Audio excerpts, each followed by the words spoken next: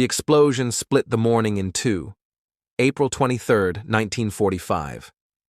Off the coast of Maine, in the cold gray waters near Cape Elizabeth, the USS Eagle 56 was towing targets for bombing practice.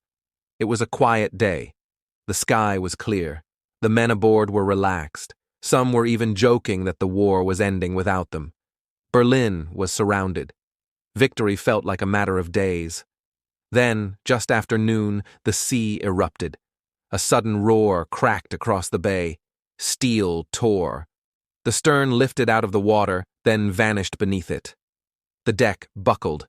Flames spilled upward, blinding and fast. Men were thrown into the sea like rag dolls. One sailor said it felt like the ship had been struck by lightning from beneath. The Eagle 56 didn't sink slowly. It folded inward and collapsed in less than 5 minutes. Dozens of sailors, many too injured to swim, disappeared below the waves. Those who surfaced found themselves surrounded by wreckage, fuel, and screams. The water was cold, thick with oil. The shock hadn't worn off by the time rescue boats arrived. Of the 62 men aboard, only 13 survived. The official story came swiftly. The Navy declared it a boiler explosion, a freak accident. There was no investigation, no autopsy, just closed files and telegrams sent to families across the country. Most were told their sons had died in an onboard malfunction. Some weren't told anything at all. But the survivors, they remembered something else. They described 2 explosions. Not one. The first had come without warning. The second had followed moments later, sharper, more directed. A few swore they saw something in the water, a shape, long and low, just beneath the surface. One claimed to see a flash of metal. Another saw a periscope just before the second blast hit. Their testimony was brushed aside, their memories called unreliable. The case was filed away, a tragic accident during a routine training mission. But not everyone forgot. For decades, the families of the dead carried the weight of unanswered questions. Why was the ship operating so close to shore in waters known to be dangerous? Why had the Navy never reviewed the debris? Why was there no mention of survivors' claims?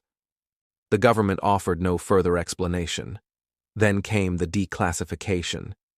In the early 2000s, records long kept in the shadows were made public.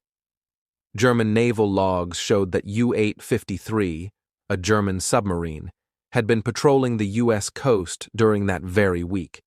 It had not only survived the Battle of the Atlantic, but had continued operating aggressively in the war's final days.